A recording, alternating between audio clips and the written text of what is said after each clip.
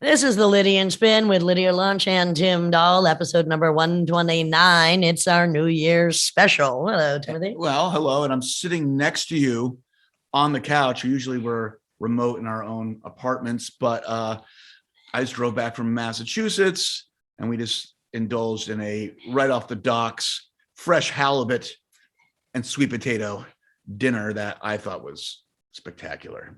Timothy Dahl has many talents. Not many of you may know that he is a gourmet chef, and the cooking, I love when people cook for me because I'm always cooking for them. It was delightful. Yep. Simple. Elegant. Yeah. Halibut, but it was a really thick cut. So it was about 5 minutes on one side, 3 minutes on the other side, butter, lemon, salt, and pepper. That's it. I never knew, but then again, as somebody that's only fished for eels in the past, that a halibut can weigh 300 to 500 pounds. Oh yeah, the biggest one's over 500 pounds. Those are dinosaurs from the sea. It's heartbreaking to eat these giant creatures, but we are eating them, and they are, as Stockhausen says, as humans imbibe all the flesh and crust of the earth, where it's just a transformation into building more bones and flesh of humans, and it's just a transformation of energy. So. I won't question how much microplastics were in that lovely piece of halibut. Doesn't matter. Well, those guys aren't those. I don't think they're bottom feeders, but we don't know. And I did find out. I was like, who's their, besides humans, who is their natural predator?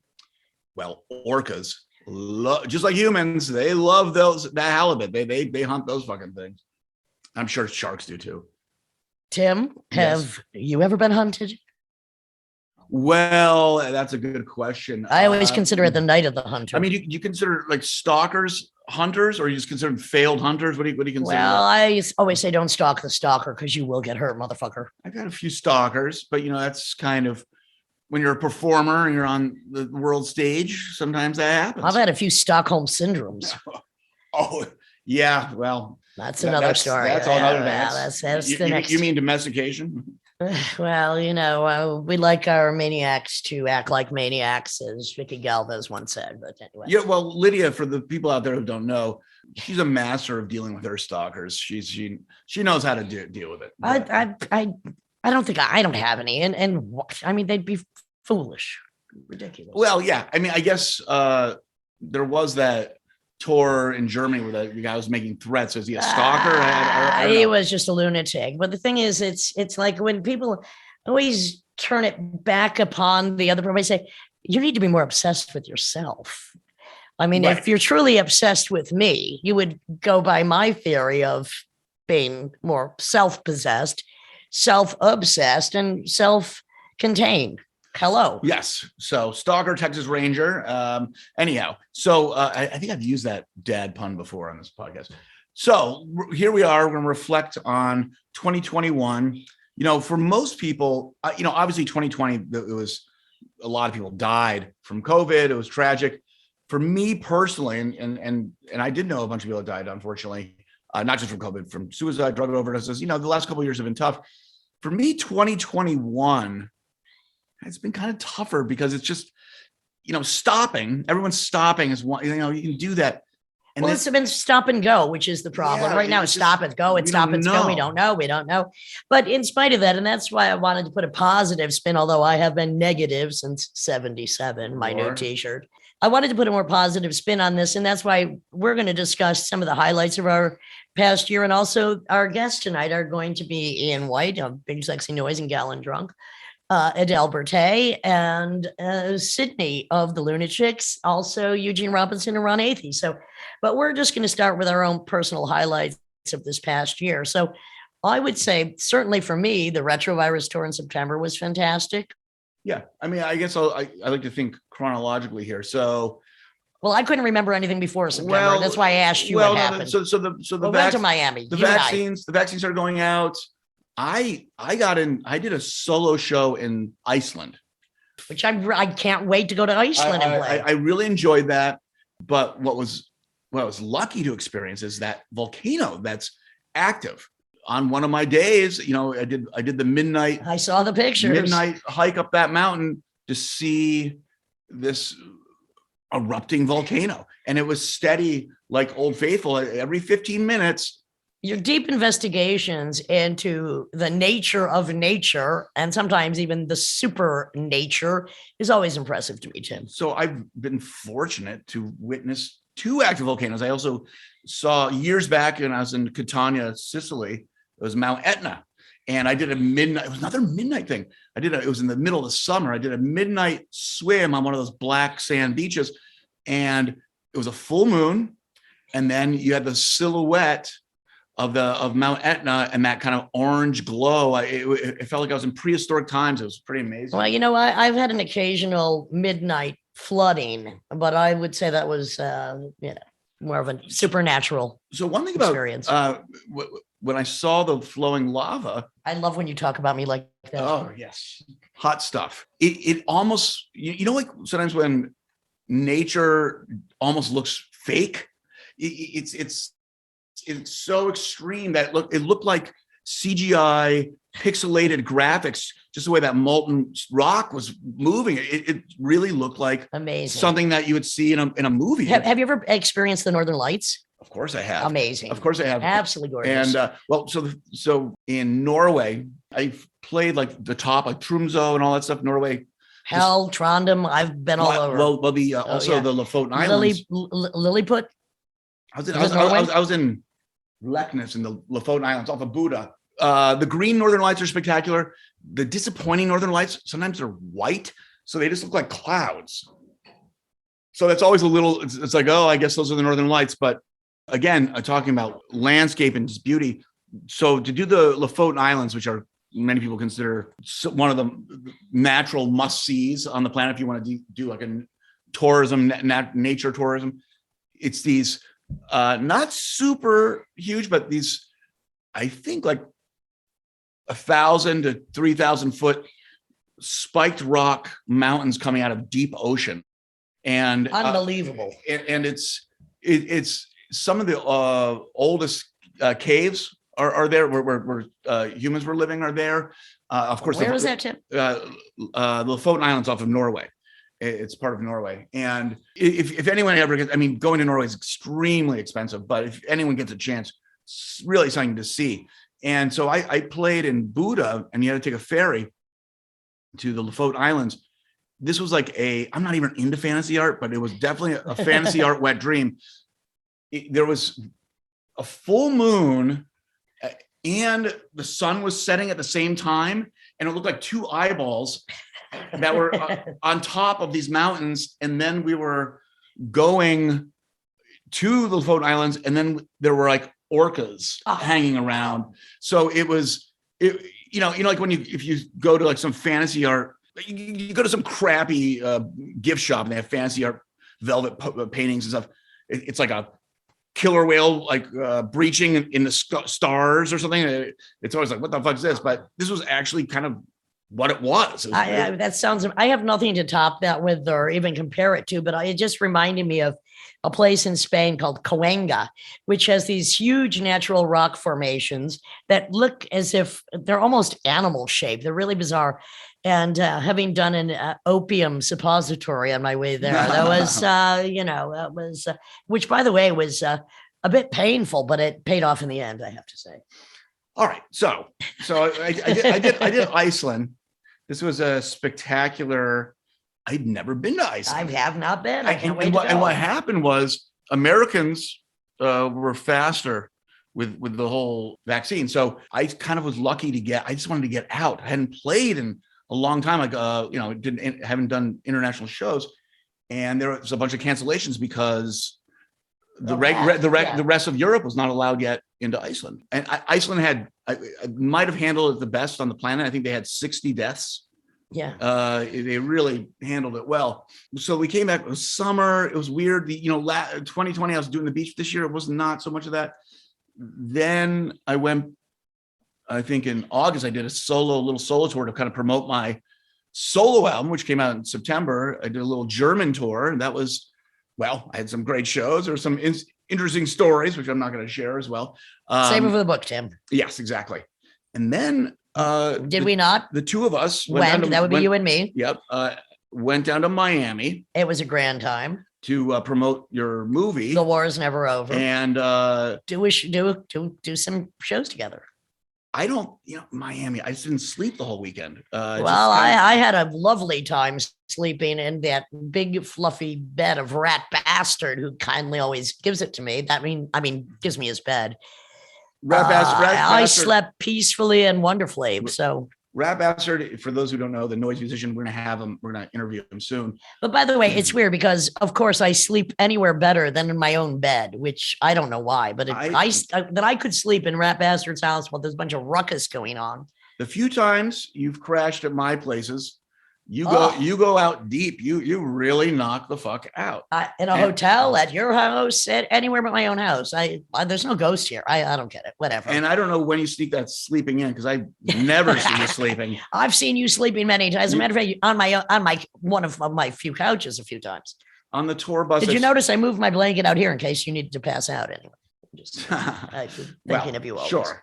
But Miami was great. I had a great time in Miami. I stayed up the whole weekend because I'm just that vivacious. Hey, you needed to get your yayas. Yes, and Rat is a incredible host. He's got the classic Italian hospitality. He's really he keeps the fun flowing. Yeah, and then I had to go to Sardinia the following day. I stayed a few more days and did Orlando and somewhere else. Sardinia, I like Sardinia. I've been all over Italy a million times, but Sardinia's, it's beautiful, but it's okay. What really stole the show on that Italian trip of mine? How much your shoes hurt? Oh, well, I ended up fucking chewing. That's a different story. My foot got fucked up on brand new shoes. Different story. Was Lake Como. And I on tour, you drive through it all the time. If you're going from Milan, you're going up to Switzerland. But I had never dipped your toes in, stopped and just spent like a night there. And oh boy, it's one of those things, I kind of felt like that with Hawaii. It's like, I'll be a contrarian. Like, I don't think I'm going to like this that is not your usual. No. But come on. But I like to see things from different angles. Kind of impossible to hate. Yeah. It really kind of impossible. It's just too fucking gorgeous. Well, and then, something that could have been filled with hate but wasn't was the retrovirus tour. Well, so I was worried because I flew back on a Sunday from Italy and we had to drive to Harrisburg on Monday, and I'm like, I better pass that COVID test because I would have fucking ruined that fucking tour. Well, what's amazing is we've all passed and we keep passing, and I hope to keep passing as well. We've been very lucky. So the retrovirus tour, incredible, great. It was wonderful to play these shows. I had a terrible, slip disc in my neck. I was in pain. I got food poisoning the last day, but I was over it. I was over it within 24 hours. But the shows were great. No one got sick, which was spectacular. And almost had one punch out. And it's usual for retrovirus. Our brother from another mother, Sebastian Greppo, had hooked up incredible some of the most fabulous Airbnbs ever. And also Victoria did too. The first one in Harrisburg was an old bank. That was grand. That had vaults and 2 floors. Torture rooms, if you will. All kinds of rock paraphernalia, poker table, all kinds of good stuff. A double bass. A drum set. I did a little tiddling on the drums. I like to bang it out occasionally. They had a bar in there. That was pinball. A lot of fun. It was cool. It was fun. And then I came right back and scurried off to my 6-week European tour, which, trust the witch, my timing was excellent because almost every place, I started in Austria and Slovenia, which were already in the red zone, but almost every place I went to right after I was leaving was going back into lockdown. So that was fantastic, promoting The War Is Never Over, which won the jury prize in Barcelona, a place I didn't even go to promote the film. But by the way, it's on Criterion. Thank you very much. It's on Criterion for those of you that. And then during that, so I had done a bunch of recordings I did with Nana Navai, which that's always an experience, who was a guest at one point. But when you were in Europe, Weasel Walter, myself, Steve Bristol, Matthew Shipp, we recorded with Kool Keith, the rapper. Amazing. And I don't know when that's coming out because it's not my project, but I love Dr. Octagon is one of my favorite records of that period. I was very excited to be playing 6 shows with Ian White and doing my suicide tribute as well as just spoken word shows, introducing the film, taking a little Spanish trip to the ghost towns with my good friend Elise and Sadie. It was October was a fabulous month, and then 3 days after I got back, we went out to San Francisco and Los Angeles with Retrovirus. Yes, that was to see the fabulous Mark McLeod, Eugene Robinson, V. Vale, Mark McLeod, my wife Zoe Hansen, Mark Jerry McLeod Stahl. You don't need to be tripping on any substance to be tripping when you're in his presence. A psychonaut. If you're within a 10-foot radius, we went out to dinner at a carriage car. The first thing I hear, he's like, legalize dust. And I'm like already in tears. Of laughter. Yeah, this guy is really fucking funny. A highlight of the San Francisco trip for me was grappling with our upcoming guest in a few minutes, Eugene Robinson. Now, Eugene could snap me like a twig, but he's the only man that really lets me grapple with him because while I know he was a little crotchety that night anyway. And he showed me this move I will never forget, which might replace my throat punch, which is snap, grab, and roll. I'm not going into detail. Anyway, Eugene and I are grappling, and I end up on the floor between him and Weasel Walter, which I can't think of a better, night out on the town. And they both, as the gentlemen they are, scoop me up and I'm like, hey, lay me down here. I got to practice that move. And they're like, no, babe. First of all, they both backed away and wouldn't let me do it. But yeah, they're gentlemen. This was, that's the Great American Theater? Or Great American Music Hall and Expo were great. You play with them. Victims Family were great. Spectacular room. So the LA festival was weird. I'm not even going into it. It was just so bizarre. I had to do a solo show. It was me solo, and then also Weasel and Martin Escalante. Martin did a duo, and a really fun night. The next day, who was also a guest, I had scheduled a recording session with Eric Gardner, duo, one of our previous guests. And I woke up to some really bad news, a suicide, and then I was like a little distracted, and I'm not going to go into the details of that. I had to do the recording, and then who was also a guest, Albert Olin, the painter, had emailed me and asked if I'd be in this Taschen production with Udo Kier, if that's how you say Kier. So I made my acting debut in a movie, and I got paid union scale. So dynamic. I also want to give a shout out to my unbelievably enjoyable evening at Berlin in New York with Adele Bertei, Lucy Sant, and Joseph Keckler. Yeah, that was a great evening. So I think all in all, for us at least, as contrarians, we've had a pretty good year. Well, I'm glad we're doing this because reflection sometimes helps put things into perspective. I know I have people, family, and close friends who've really been struggling these past couple of years, and mental health and physical health.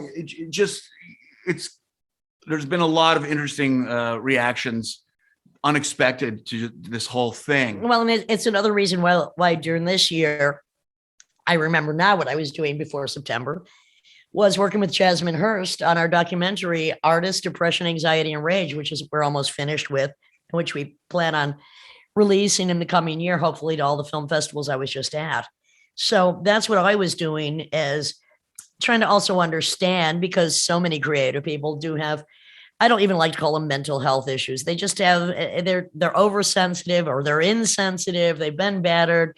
They have existential crisis. There's any number of reasons why, especially in these times, people are feeling a bit down. And that's why we're focusing on the positive tonight. And with that, I'd like to introduce our next guest, which will be Ian White. New Year's special. Sydney of the Lunatics, and Adele Bertei.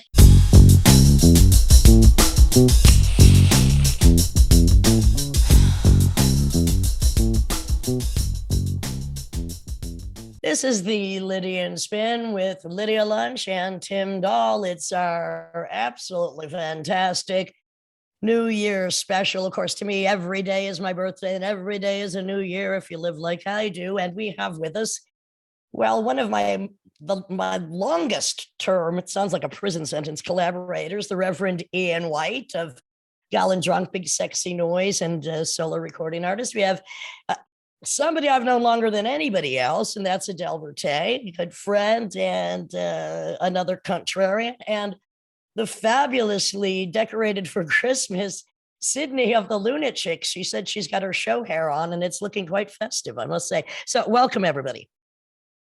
Thank you. Hello. Hey, Lydia. Hello, and so happy that we could get you. I wish we were all in the same room, but you know how that is these days. To have a ventilator with us just in case.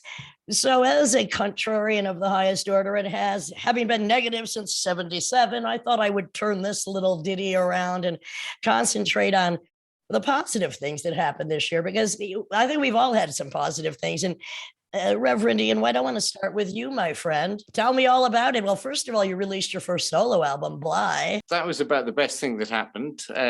Just actually being able to do that, which was really exciting. So, and you know, I've told you I play it for everybody who comes to my house. They just can't. I know you do. You're my biggest pimp, which is fantastic. Yeah, and I probably owe you a fortune for that. Well, I'm the Ian White personal DJ.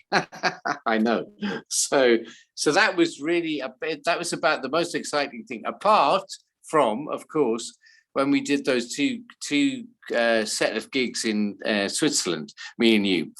And that was really exciting. That was the highlight for me, to be perfectly honest. That was, pretty amazing, because we didn't know what we were going to do. And it was, I was, as I told you, I was a bit nervous about it. And I just thought, Revelish, how could you be nervous? We've been doing this more than half of our lives together.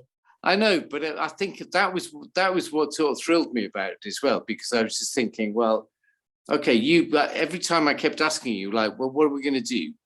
And you said, it'll be fine, it'll be fine. And then I suddenly relaxed and thought, yes, it will be fine. And it turned out to be brilliant. It was so much fun. And it worked. It was, when I watched back this video that happened at LUF, this Lausanne Film Festival. The Lausanne Film Festival. And we're going to put that up soon. And that was the first time we'd performed together in a while. And the first time we performed this material, which was some of your recordings from your solo album. Yeah. And then my spoken word. It was a tag team thing, but you can't rehearse that. I mean, first of all, you're one of just, as Tim has said, most in pocket drummers. You're just so fun to play with. But we didn't rehearse. We just talked about what the concept of the content of the words would be compared with the music, and then we did it. Yeah, and that that's why it was so exciting. And when I watched the video, there's so many things that just hit right on the right spot. And it was just purely, it's not accidental, obviously, because we know each other for 20 odd years, but it's so funny when you watch it. We bring things down, we stop things at the same time, and none of it's rehearsed. And that's what's really exciting about it. And when I watched it back, I just thought, God, this is so exciting and so thrilling that we managed to do that. And it was natural. And that was what was lovely. What was cool is our first show, because we had two sections in Lausanne at the film festival, where The War Is Never Over was also showing, is there was such big production, big sound. They did an incredible job with lights. And then at the end of our run, we then went to Geneva, and we were the light entertainment after a 70-minute long monologue by one woman who did not blink an eyelash about suicide. Yeah, exactly. And I thought, can we follow this? This is going to be, if we're the light entertainment, this is something fantastic. And actually managed to fit in really well. And I think it lifted the mood from everybody's experience after watching this monologue, which was, I have to say, brilliant. And then doing that, what did we do? 4 nights, I think. Yeah, and it was part of the Les Creatives Festival put on by a good friend and Tea Tomacic. And it was just fantastic. So, I mean, suicide, and it could only be followed by murder, which was what a lot of my lyrics were about. Which is exactly what happened, which was it was so thrilling. And actually to do 4 nights in a row really worked. That was a really important part of this year. Well, in fact, the most important part. What about getting out of the UK? How did it feel like? What did it feel like getting out of the UK in 2021? To be honest, Tim, it was the first time I had, and it was a bit weird, and I was so relieved to actually do something and to get out of this country. And of course, going into Switzerland, they were really strict, but that didn't, I had my vaccinations and all that sort of stuff, so it didn't bother me. But actually, just traveling again, like you and like Lydia, we've all traveled all of our lives on tours and everything. And so after being stuck here for so long, it was such a joy actually getting out and thinking, oh, I'm actually going somewhere to play something. And you still didn't technically go to the EU because you're living in a non-EU country and you went to another non-EU country. You still haven't gone to the EU yet. You're dead right. Every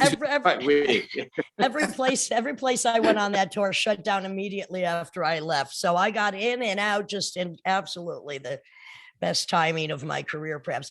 Well, my dearest, darling, revelicious Reverend Ian White, I am plotting on getting you back into my living room and some shows in the coming year. Once all of this next strain, we survived the previous ones, passes over. So you're always on my mind. You're often blasting through my mini speakers. And thank you for joining us for this. And my pleasure. Lovely to speak to you, and lovely to speak to you, Tim, as well. When Lydia said mini speakers, I thought you were about to say blasting through my mini skirt. And I was, Lydia, do you ever wear a mini skirt? Like a real classic, like mini skirt? Uh-oh. Yes. Don't you know me? Haven't you seen my thighs? Haven't you ever looked at me on stage? Oh yeah, no. I just set it up. You're blinded by the thunder thighs. It happens all the time. Thunder thigh. Brilliant. That was her uniform for like the first 100 years of my life. All right. So Adele, hello. And it was wonderful to hang out with you, spend time at each other's house, and do a show in New York together with Joseph Keckler and Luke, now Lucy Sant. Yes. Berlin. And then you went on tour. You went on your own spoken word tour, and also released the LaBelle book, which is fantastic, and are finishing up other projects that you have in the works. So what were some of the highlights for you getting out of the house? Yeah, getting out of the house for one thing, getting out of LA, which has just been absolutely brutal and is still, the homeless population is just out of control. Yeah, it's sad. Yeah, but getting out and actually our timing was so good, yours as well, Lydia and Ian, that we got out when we did, because hopefully things aren't going to lock down again, but this craziness with the flights and everything. The highlights for me were, number one, doing that show with you and Joseph Keckler and Lucy Sant at Berlin, which was so much fun. Lucy's coming out party. Yeah. And that was the beginning of my book tour for Peter and the Wolves and for Why LaBelle Matters. And it was just so great to be out and seeing people and reading and music and all of it. It was just, after almost 2 years. So that really was the highlight, releasing the books, having them well received. And then I also got a publishing deal, which is pretty great, for the next book. Really great. Yeah. Well, I just want to give another shout out to the LaBelle book, because it is so well researched. It's such a delight to read. It's so freaking educational. And it is called Why LaBelle Matters. And you make the point on every single page, and you do it really elegant and poetically as well. I'm really proud for you of that book, my friend. Oh, thank you so much. Yeah, that one came out on the University of Texas Press. Yeah, so the other highlights were meeting Keckler, because he's such an amazing performer and musician. And then meeting Mary Gateskill, who just came out with a new book called The Devil's Treasure. I just want to give her a plug, because that's a fantastic book. And, just... Bibby Hansen, incredible. I met her in Hudson, and we did a reading in Hudson. It was just wonderful to see her and meet her finally, after hearing about her for all these years from you. And, we got along like a house on fire. She's adorable. One of the only women I know that's shorter than I am. Mhm. So that was great. Yeah. My shorties and I got to stick together, yo. Well, and for the people that haven't seen Adele's spoken word performances, it also includes all types of vocalization, singing. It's a kind of, it touches on a lot of her talents, and it's actually a thrill to see it live. So I don't know if you have any other ones coming up soon, but I endorse for sure. Thank you. Nothing soon, but I am working on new music, and I'm really hoping to record another record this coming year. It's about. Yeah, I cannot wait for that. I've been bugging you for that for a long time. But also, let's not forget our performance with Sylvia Black. Yeah, that's in right. Los Angeles. Fun. Oh my God, that was a great night. That was kind of like the beginning of when we could actually get out of our prison cells and be with other. We were doing, Sylvia and I have an unreleased album, jazz noir, kind of pulp friction. And we had Adele up there. Adele did a solo thing and then came and joined us for some songs. And Lisa from the Bell Rays. It was at the Moroccan Room. It was a great time. Yeah, Greg Foreman played sitar on one of my pieces, which was pretty amazing. He did a damn fine job doing Roland S. Howard on our version of Still Burning. And it was under his insistence. He was fantastic. So yeah, maybe we'll get to come back out and start performing again this year sometime after this new apocalypse, Well, for everyone, I know a lot of people who are getting this Omicron, and they're vaccinated. So most people are just passing through it in 4 days, and they're getting negative tests within 5-6 days. I don't want to downplay it, but it doesn't seem to be as bad as the previous strains. Yeah, it's very light and it's kind of like a light flu. So maybe I wonder if there's going to be a weed coming out called the Omnichronic. I don't even smoke pot, but I might smoke that one. I don't know. Yes, there will be. I'm officially acknowledging that there will be. Tim Doggy Dog. I mean, does anyone celebrate? New Year's Eve was never a big. I would work as a professional musician often, but I was never excited about it. Like, yay, it's January 1st. But I guess symbolically for some people, they like to acknowledge these Roman calendars, and I don't know. in Spain, you're supposed to pop 1 up to 12 grapes in your mouth as it's striking midnight. I'm like, just give me a glass of wine, please. I don't want to. Just give me a glass or 10 of wine. So, Sydney, hello. You had a great year with the release of Fallopian Rhapsody, a fantastic, hilarious, painful, and wonderful explanation of what it's like to be in a rock group with best friends from being youngsters and being young female rowdies in New York in that period, and filled with great illustrations as well. So thank you. I really enjoyed that book. A lot of people have enjoyed it. It was great. And we've had everybody who's here tonight on the show before, and please check out their previous podcast. And then you've taken to playing some live shows. I hear they were absolutely fantastic. Norman Reedus was at one, cheering you on. It was pretty fun. It was a big reunion. It was a big 90s moment for a lot of people. When was the last time you guys had actually played together? Well, this was all everything was supposed to happen 2 years ago, right? And then everything got put off, or a year and a half ago, and put off again and put off again and put off again. So over 17 years. Wow. And wow.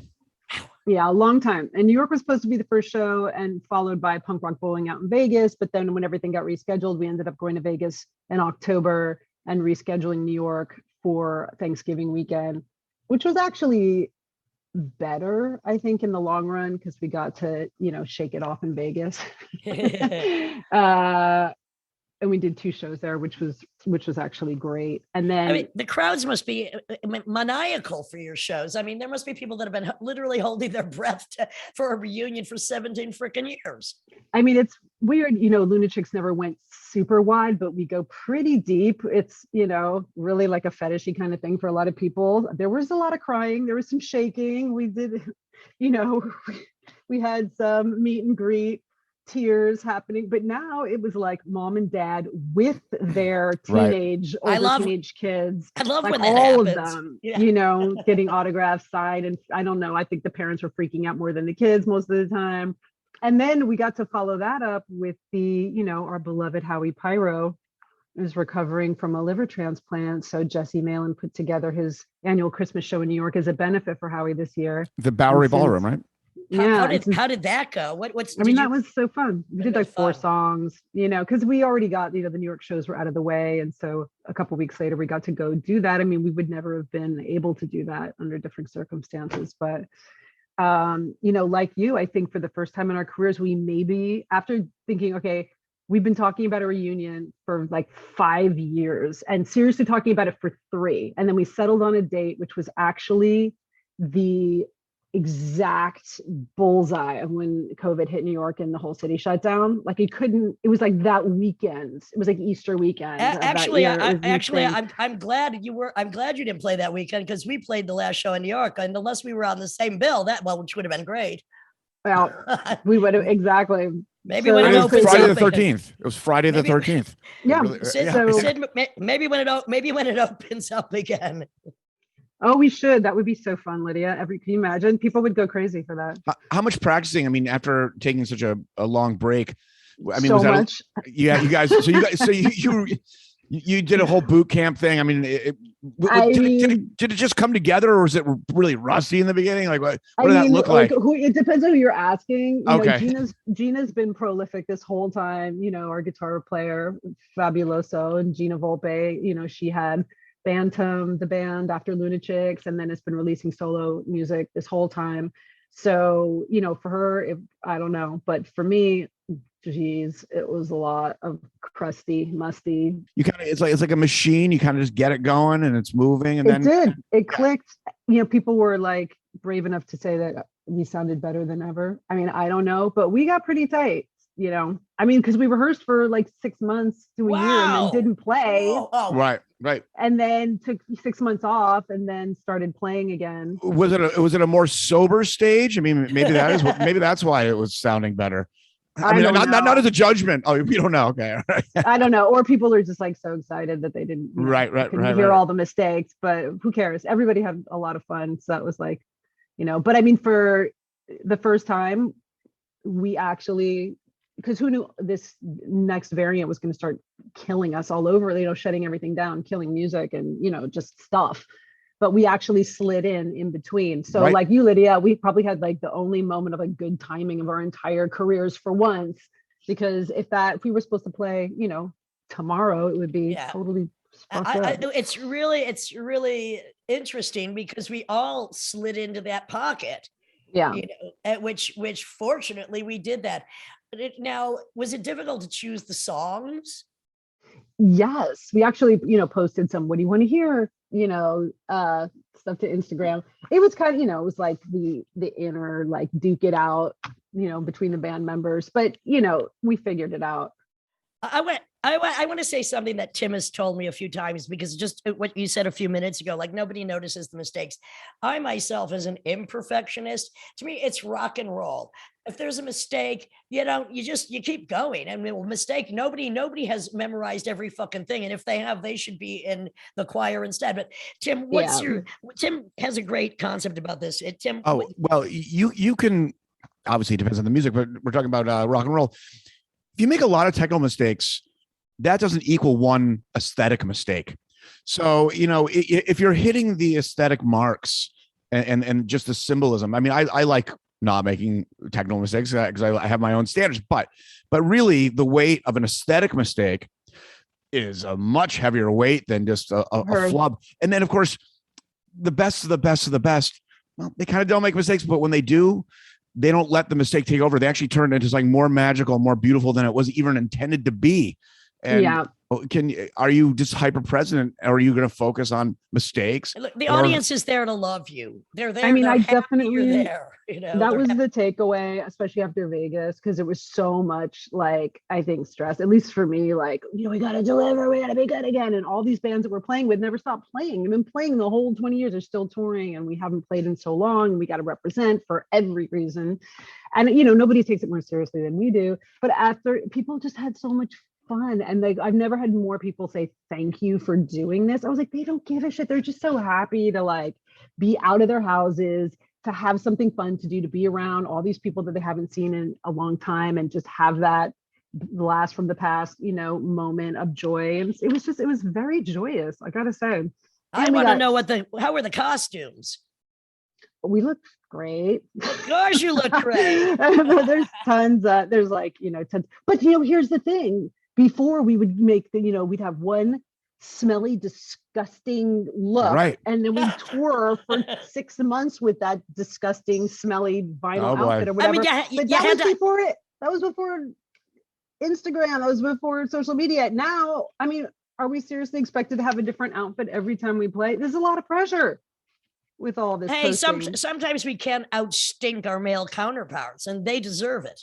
I mean, those clothes were literally disintegrate after. I've had that. They were disgusting. One of my last tours where we had like some outfits with one of my bands, they were just our sweat. It was just starting to like, what the hell are you wearing at the end? Because you can't even identify what it was in the beginning from what it's just because your sweat is eating through all this shit. Tim, 1 minute as the best smelling man in rock. Oh, I have never smelled. No, it's true. I've never smelled you stink, but that's because you're not allowed to wear those ridiculous outfits in Retrovirus. So whatever you wear in your other bands, they could be of a dubious material that causes a bit of stench. Mine wasn't really smelling bad. It was the acidity. It was I guess it was the pH level or something was just eating through it after a while. I want to smell that suit. Bring that suit over. I want to smell it. Oh boy. So going back to suits, Adele, I have still yet to read your book, and I really, really, genuinely, I'm not just saying this, it's not lip service. I really want to read it. Is there a whole dedication to the LaBelle costumes? I mean, I'm sure you're referring to it, but do you have like a whole? There's a chapter and a half just about the costumes. Just about that. Yeah. I mean, and what did they make their costumes, or did they have like a? There's this guy named Larry Legaspi who created the space costumes for them. I mean, the classic ones. Women that went out on stage like theatrical, like Bowie, with costumes. And the same guy, as soon as LaBelle came out in these space age costumes with the feathers and the like mythopoetic craziness, George Clinton went to the same designer to get him to Kiss. Went to the same designer. So New Jersey, probably, right? Yeah. So they all went to Larry Legaspi right after LaBelle came out. So they were very influential, but they've been lost to history. Oh. So does anyone own these costumes right now? I mean, are they? One of them's in the Smithsonian. So. That's cool. I think Nona hung on to a bunch of them. I think she's got some. Patty probably has some too. I mean, I know with George Clinton when they actually went even further and they made the mothership spaceship as a prop for their tour. Then when they weren't touring, all of a sudden the money's all disappearing because they're just keeping that thing in some like hangar. It was just costing them a fortune. So I think they eventually destroyed it, or I don't know what's going on with that thing. But listen, I love Clinton. He's the Funkmeister, but before Larry Legaspi and started designing for them, they were wearing diapers. Oh, I know. Peanut, right? He was the one that was wearing the diapers.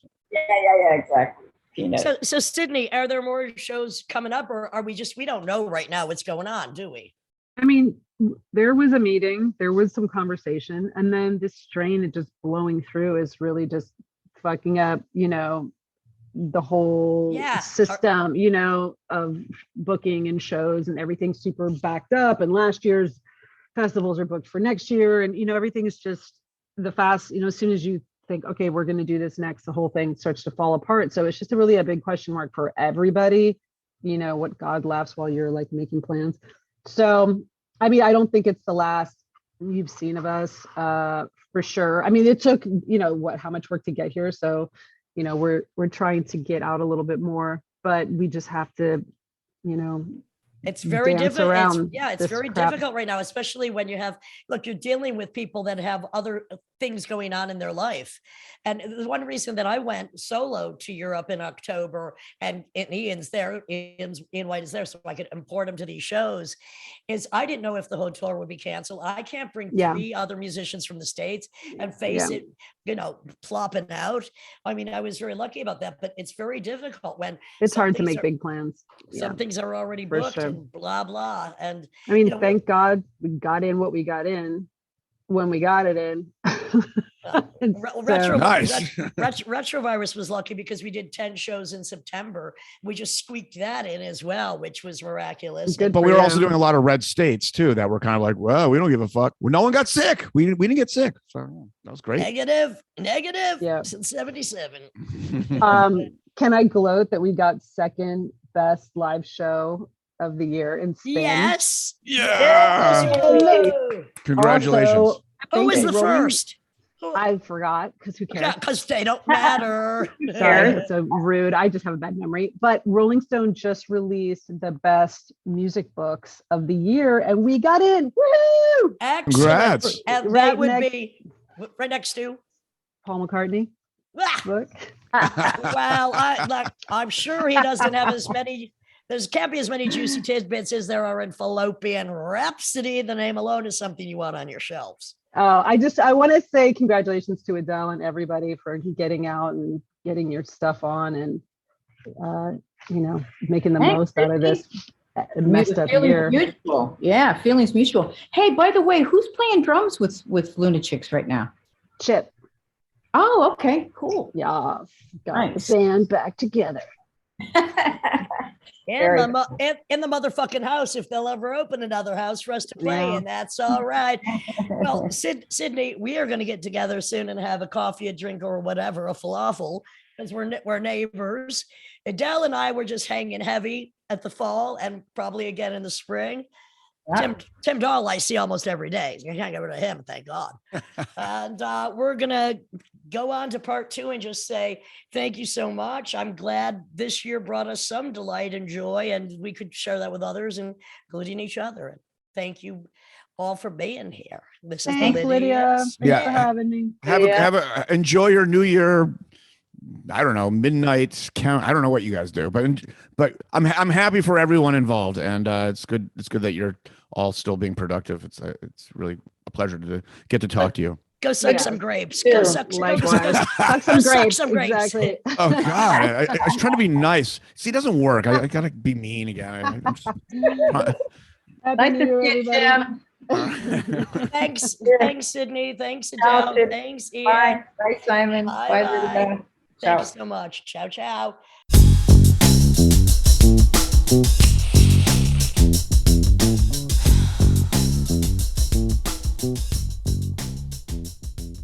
Well, here we are at the Lydia and Spin New Year's special with our very special guests, Eugene Robinson and Ron Athey. We're dotted all over the globe. Eugene is in Palo Alto, I believe. East Palo Alto, yes. East Palo Alto. Ron, are you in Mexico City? Yes, I am in La Romita. Awesome. Fantastic. The rest of us are stuck in Brooklyn for the time being, but here we are. And this is our New Year's special. Just because we are all so special, I thought we'd invite you in. So, Eugene, I want to start with you. What were some of the highlights of this year? I got a highlight that has to deal with you. I'll get to that in a minute. All right. I got it's pretty massive. And if you don't expect anybody would have paid attention, but it involved like the New York Times and Forbes and Inc. and Fortune magazine. And the company that I used to work for that fired 9 years, and they fired me back in June for refusing to pull down my Substack. Then they got busted. Like, we're talking SEC, we're talking IRS, we're talking the Department of Justice. They got busted for impersonating a guy named Alex Piper from YouTube on a $40 million financing call with Goldman Sachs.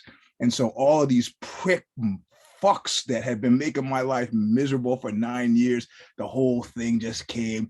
And Wow. And down the pipes or down the YouTube. yeah, and then of course, the film companies started making their way to me.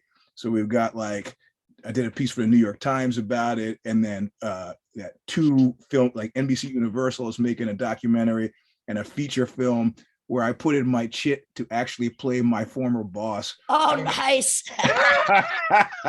I don't expect to get it, but that just seems like the most, so that was really the high point of my. But Eugene, could you educate me? Because I didn't understand how the law works. Like, you impersonate someone, and then basically the IRS and the feds just come storming, and you're done. Well, no, I'll tell you exactly what happened. These calls are like Goldman Sachs has these calls. It's just like trying to get a loan, but only the top, like CEOs are there. Yeah. And it started as a Zoom call, and then somebody goes, "Oh, our Zoom is not working right.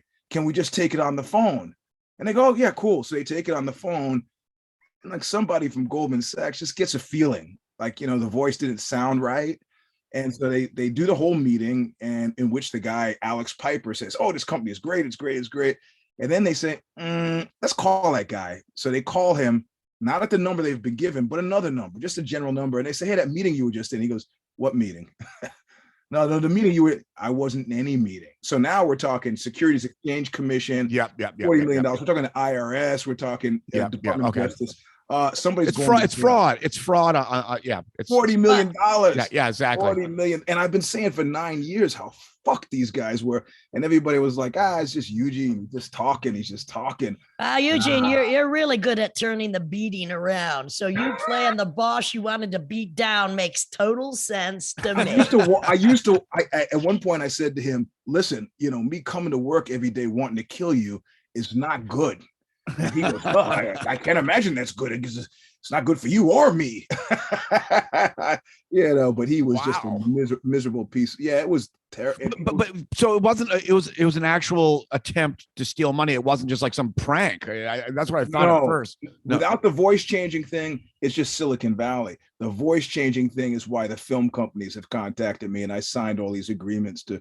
NBC Universal, New York Times is doing one, and this Matt Bai, who used to be at the New York Times, is doing the feature film, which they're going to use my title for, which of the Substack piece was "The House Negro Always Gets It in the End." Nice. Eugene, do you ever get mistaken for the other Eugene Robinson, who's also a fantastic writer for the New York Times? All the time. Yeah. And I actually used to get his checks. Oh, nice. But we had both done NPR a bunch. And so I just cashed them because I thought they were mine. Then I realized, oops, they were his. You probably needed it more than he did. They were $100. He's NPR, $100. So do you believe in karma? Is this proof of karma to you, or it's just something that just happened and you're just sassified with the way? I tell you, man, I used to walk down the hall, and some people just said, "Well, why'd you stay there so long?" I said, "Well, one, they have the golden handcuffs. I mean, I had something like 300,000 shares of this stock. I figured, I guess, golden, the typical American story, right?" But I used to walk down the hall, and I used to go, if you could just strike this building, just and he's really impassioned. And I go sit at my desk and I continue these things. And so when it actually finally fucking happened, it was like, my mind was blown. I don't even know if I want to call it karma, but it was really- Eugene, are you familiar with the Blind Willie Johnson song? "If I had my way, I'd tear this building down." That's not only is it a great song, it's some Delta Blues shit from 100 years ago. Yeah. Not only is it a great song, what a badass title for like 1921 or something. I do hear an Oxbow cover as maybe the theme song. Well, I don't know if you remember this movie by Alex de Renzi called Femme de Sade. Okay, this guy gets out of prison, Harry, and these two guys get out of prison together, and Harry goes with his friend, and he just ends up like fucking people over for like the first 40 minutes, like really bad guy shit. And then at the end, they say, "Hey, Harry, we're going to have a party for you." And he's like, "Oh, great." And he shows up at this party, and of course, the party is they just torture him for about 15 or 20 minutes. So I think with my ex-boss now, he fucked over so many people when the moment came, it was like the matador when he comes out and they stick the things in the bull. It was just people were eager to fuck this. It's amazing when that happens. It was a major high point of the year. I don't know what to tell you. Ron, did you have any revenge?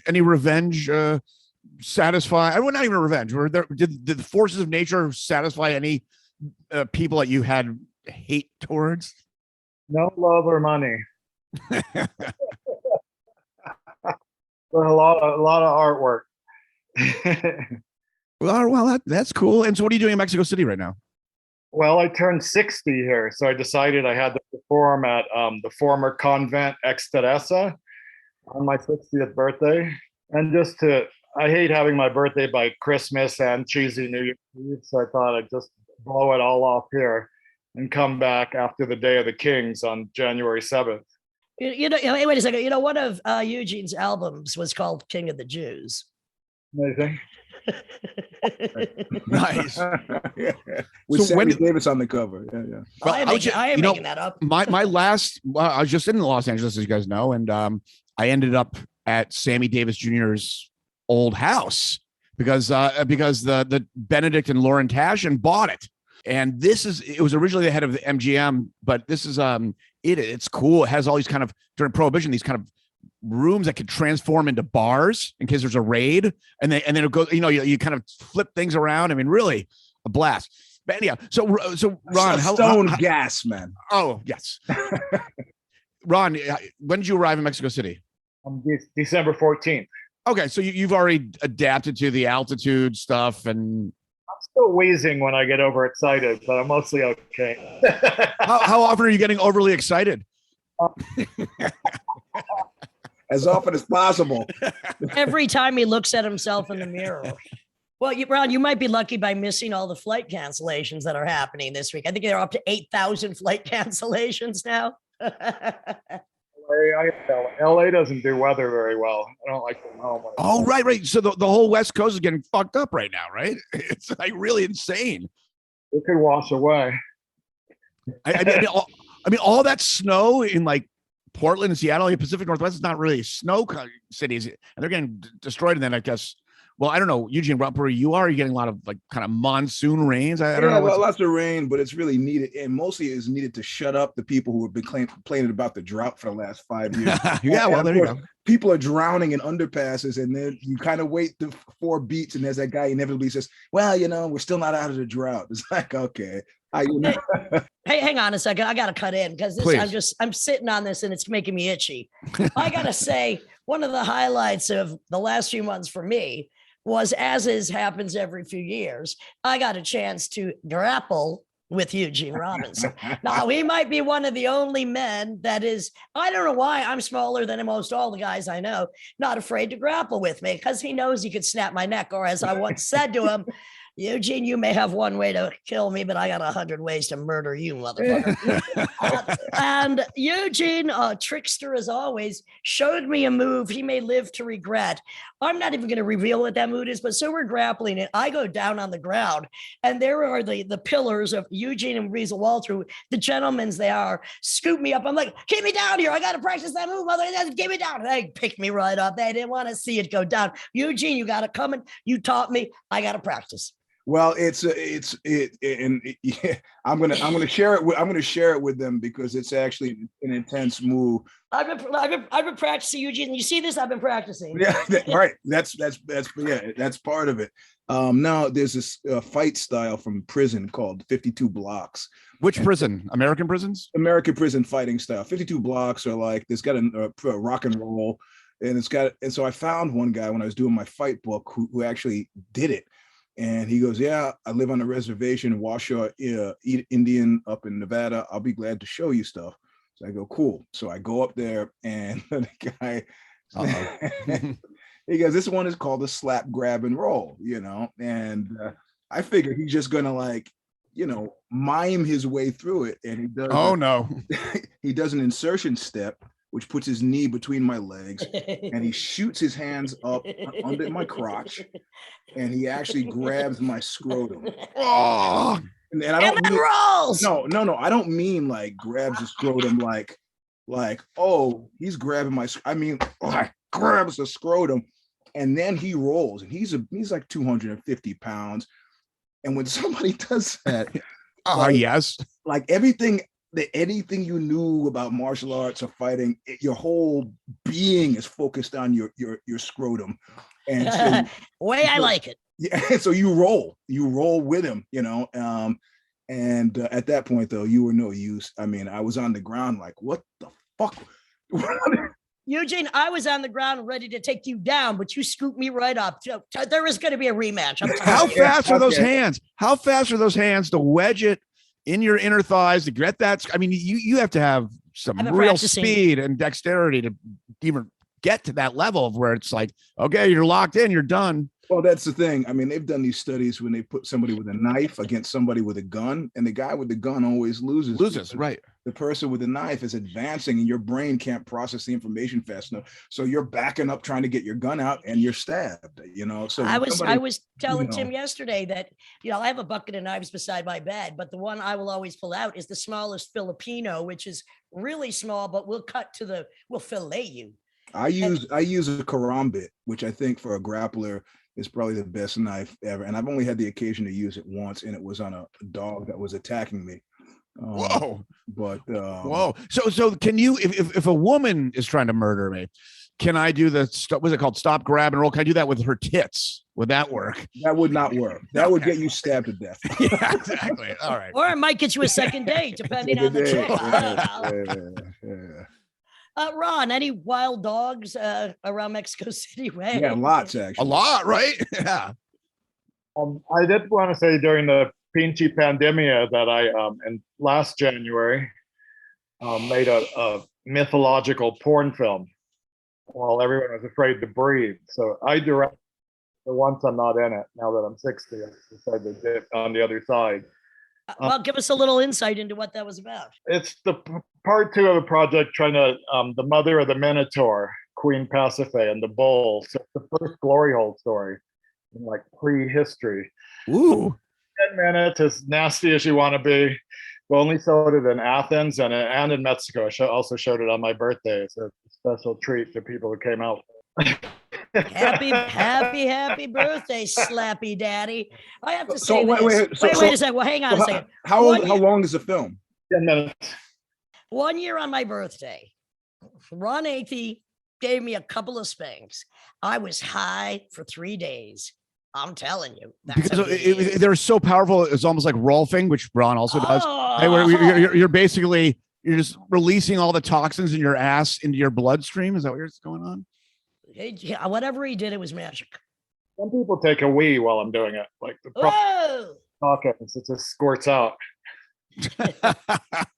Well, honey, you can make me squirt any day. So yeah, that is a job for not every man, but I'm here. Wait, don't worry about it. So Ron, with your rolfing experience, I mean, have you ever had like a human tube of toothpaste experience where you're going in deep and then all the orifices, things are just kind of squeezing out at that point? Yeah, but rolfing's in super slow motion, like the tissue has to give. Okay. Yeah, I've had menstruation start or a wee or something because I'm pressing really hard, but no bowel movements, thank God. Well, I have to say this. Last night when Tim was visiting me, I just did a poem for the St. Mark's Project Marathon. I have to tell it. And it was going to be, in person, but now they can't. So I did a little video poem and I decided to recite it to Tim. And as soon as I finished, he had to run to the bathroom and relieve himself. And I'm like, wow, I've had men jerk off to my poems, not enough of them. I've had them cry, but I never had them almost shit their pants. Well, that's never a reaction. I don't have those problems. And I said, your monologue created a monologue. Off the top of the, I had it. I'm here all week. Tim's off. I have to say, any reaction is better than no reaction. And that was one of the greatest ones I've ever. I mean, he just ran out of the room. I'm like, whoa. That St. Mark's, don't fall in. Come back, Tim. That St. Mark's poetry thing. That's when I cursed the career of Karen Allen. I was there with Ginsberg, right? And I'm like, oh shit, there's Karen Allen. I'm a fan of the Animal House, and I had the Birth of Tragedy magazine, the one with you in it, actually. And I was like, hey, would you want one? She looked at me like I had offered her, like Bismarck, he said, a wet food stamp. She's like, no. And I was like, all right, I curse your career. So, fuck her. When's the last time you saw a Karen Allen movie, huh? So, I mean, in terms of cursed food, I mean, how do you stay in Mexico City without, if we're talking about like intestinal stuff, I mean, it's just kind of inevitable. You know, even if you're really careful, something's going to happen at some point, even though that food is so fucking good. It's amazing there. Been solid this time. Well, Yeah. that's where you can get in trouble. Yeah. I mean, well, look, Mexico City is not like Tijuana, man. No, which I actually love the food in Tijuana too. I love both. Tijuana, you have to be careful with what you eat, but You got to be careful, but it can be great. But we had great food in Mexico City. I've had great food in both places. experience when we Oh, were there. It was Mexico City's amazing. So, do either of you two handsome men have any celebratory? Two? Three hands up. You're a mannish boy, Tim. Oh, okay. There we go. I can't help it. You're so damn cute. They're handsome. You have any wild? Probably not. Things that you're going to do. Avoid everything on New Year. What are you doing, Ron, on New Year's Eve? You're celebrating your birthday from now till probably the time you go back to LA. I'm tired. Well, I don't feel like I hate big parties on New Year's unless I'm working. So I 4 people, 6 people at the most is what I'm going to do, and probably drink and take drugs. And my there's a terrible sameness to my days. It's always training jujitsu. I get up at 6 a.m. and I do that for like 2 hours. But as I'm getting older, I get paranoid, right? And the paranoia extends to, I don't want people like, oh, that old guy out there, look at him, he's just really trying. So what I've worked on is my mockery and humiliation game.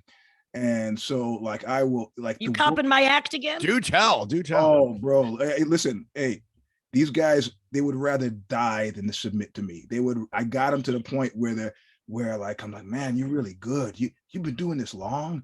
Oh, you really got me now. And as I'm like twisting them up, and I think one guy is about 260. The other day I sat on the side of his head and I said, hey, I'm going to sing a song for you. This song is called Balls. Oh my God. Now, Eugene, you're teasing me, Eugene, because I would love to die submitting to you while sitting on your fucking head. I don't know why you always got to flirt with me. No. Well, look. The thing is, I'm looking. The thing is, guy's 260. You do that to him, he gets really angry and he really tries. So every day after I train, the rest of the day, I'm like, oh, why did I do that? So I can't. I'm beaten up. I have 7 days a week, so I'm beaten up every day. Eugene, if I sat on your head, you would ask me what took me so long. When we just ran into, so when we just did the show together, were you up at 6 a.m. doing training that day? Oxford was amazing at the Great American Music Hall with Retrovirus a couple of months ago. Oh yeah, really best show I've seen of yours. I was really smart about it. Once on tour in Bristol or Brighton, I went and trained like 4 hours before the show, and that was a big mistake. And so 2 days before, I think I trained Thursday, and I didn't train Friday, and I didn't train Saturday before the show because I didn't want to be like that asshole on stage, like my neck, my back, my leg. No, I don't want to be like that. So for you guys, I took off 2 days. So I might interrupt here for a second to say, Ron, I am a huge fan of yours as well, actually. Yours. Glad they coupled this up today. Yeah. I was really happy when I saw that. Well, Eugene, on stage, you are like a coiled cobra, and you must be expending it. It's not like you're moving so much, but everything is so tight. It's so coiled. It's like you're just waiting for that fatal blow to strike the person closest to you, if you get the idea in your head. And that must just burn so much energy out of you, because it's not like you're flailing around. It's like you are so concentrated, and it's just like a coil spring. That's all I can say. If I wasn't training for fighting 7 days a week, there's no way that I'd be able to do it. So, I mean, they feed each other, and I'm vain, right? So, I mean, there's nothing worse for me to get. I did it once. I got on stage and was woefully underprepared, and it was like in the 80s. And I was like, I'll never do that again. It's just, if you can't make your body meet the dictates of your soul, do something else. I mean, I want it to be, if I want to reach for 8, I want to get 8. You know, if I want to reach for 6, I don't want to be like, I wish I could get to 8. Fuck that, you know? So, and I mean, you know, unfortunately now audience members have stopped trying to challenge me to fight. So that's kind of nice. I can actually play music. I mean, they've gotten a little smarter. It was the people in the UK who took the longest to get it, that I will actually step off the stage and choke someone out. I've seen it. Choke I don't like. out. I mean, you know, most people here paid to see me play the music, but that's clearly not in the cards tonight. So, and I'm always looking for club security. Like, okay, you guys are paying for this. You're not protecting us. Then I got to be the cop here. So well, speaking of Brighton, there was one show that I played with Lydia where they're like, absolutely no cigarettes backstage. You know, we will take money out of your pay if we'll kick you. You know, all these warnings. Of course, Lydia's playing by her own rules and not considering these warning signs at all. And afterwards, I was forcing other people to smoke. Well, I think the club owner took a hit on that show. And he was trying to just like, you know, siphon off the top a little bit. And he came in storming, and he brought his bodyguards, these big guys. And this was actually one of the great lessons I learned from Lydia. You know, you have the music, all that stuff, but the when it comes to the logistics of really being able to run the show, they bring in these giant, you know, kind of candy bar eating 6'5" British dudes who can still fight, but they're doughy. I don't know what's going on there, but it's like, and they're like, I can't do it, mate. We're not going to do it. And he's like, what? Lydia had, I believe, according to Lydia, when we had entered the club, I do this every time. I do it every time, Tim. Every time. She used her magic hand. She did her own stop, drop, and roll. That was a gentle one, kind of a little touching. And we're not going to have any problems tonight, boys, are we? Because she sized up with the biggest motherfuckers in that room. And so when the guy tried to sick the hounds on her, they're like, we're not doing it. And then the guy stormed out in a rage, and the guy bent over. He's like, can I get me spanking now, mama? And and he did. He bent over, and Lydia gave him a spanking. So, you know, everyone won except for the club. First one is on the house. Eugene, it's why we get along so well. I always go after the biggest guy in the house. I become his friend because you know, sometimes you need a little backup. Sometimes you want to get their backup in the air and give them a good 1-2. Actually, you know, Lydia, our stories intersect here. One of the last stage fights I got into was in Brussels, and there's a guy there who they said, I found out later, this guy, he'd come to your show at magazine 4, yeah. Yep. Yeah, and was fucking with you the whole show. Apparently that was that guy's thing.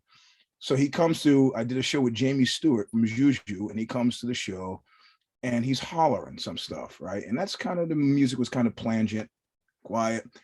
And I step up to the guy and I say, I gotta sing now, so you maybe could shut the fuck up, you know? And the guy was like jawing at me. So then I step off the stage and I say, is it your desire that I strike you? Which is actually, that's a quote, right? Because I do this all the time. So for me, I'm not emotionally involved in it. And the guy was like, do what you got to do. And I want to slap the fuck out, upended him. He's unconscious. And then later they say the club divided. Half the people thought I was an asshole for doing it. Other people thought that guy's, and he said, somebody said, a woman finally said, he came to Lydia's show and he was trying to fuck it up and none of you did anything, you know? And I was like, oh, okay, so he fucked up Lydia's show. That guy got what was coming to him then. Well, he might have been trying to fuck it up, but that stage is too high for me to jump off. Otherwise, I would have kicked him in the fucking mouth. Yeah. That stage, you'll break your neck. Yeah. I knew you were coming soon after, so I thought I'd just leave it to the big guy. Yeah. That guy was you know, I mean, I'll give you your money back. I'll do anything. But at this point that we intersect in this moment, you know, you become an enemy of art. So you must be. Ron, in any of your performances, have you ever had to fuck someone up besides the actual performance itself? I mean, nobody fucks with that. Somehow, I'm surprised though, someone hasn't tried to shut it down for a moral outrage. But well, that happened already in the 90s. I think maybe what's amazing is it happened in the 90s, but none of us so far have been shut down by any of the new moralists. Well, you know, I got banned from Switzerland for 10 years. 10 years? For penis. But apparently penis. They thought that the fact that I had my penis out on stage meant that I sexually harassed the entire audience. And so, well, they've got when you got an anaconda down there, they might have been scared that it was going to bite their heads off. Yeah. So is it statute 10 years is the window, and they're like, well, we still have to let you in now because it's after 10 years, but they know what still went down. So when you fly in, they're like, no, well, it wasn't the authorities. It was just all the clubs had decided that, we're just not going to have this terrible guy. And Steamboat Switzerland rescued me. There was that festival at Toklos in Bern with Fred Frith and Irene Schweitzer and a bunch, and they had me do some songs, and that was like I managed to get through the whole set. Well, let me go a little bit deeper on that. What is the point of getting that big thing out anyway? Airing it out? Is it getting too hot under there? I mean, are you showing off? Are you feeling good? Come on. It just depends. It depends, and it's a different setting tonight. I mean, it seems to be what the situation called for at the moment. I see. Now, is it soft or hard when it comes out? Does it grow? Well, are you a shower, a grower, or both? Oh no. I mean, the thing is, if a man goes jogging and then suddenly pulls his cock out, it's not going to be super impressive unless he's got something super impressive already. Nah, it's more. I think it was during the Serenade in Red record. And it was just, I think I was just feeling good, So. Oh, well, you could do that in the privacy of the men's toilet next time, so you don't get banned, Eugene. Well, that's what somebody said. Somebody said most of us like to know a man a little bit before we see his penis, and I go, that's luxury. That's luxury. Well, somehow I might differ with that conclusion, depending on what night of the week it is. I don't know, but don't send me any fucking dick pics. You've seen one. I've seen about 1,000. That's enough. Thank you very much. Anyway, on that note, I'm just going to say this is the Lydian Spin with Lydia Lunch, Tim Dahl, Handsome Man, Eugene Robinson, Ron Athey. We also had Ian White, Adele Bertei, and Sydney of the Lunatics. So Happy New Year's, everyone. Happy New Year. Every day's my birthday. Celebrate as if it's the next year that it's going to be, because this last year might not have been so bad, but we don't know what we're going into. So make the most of it.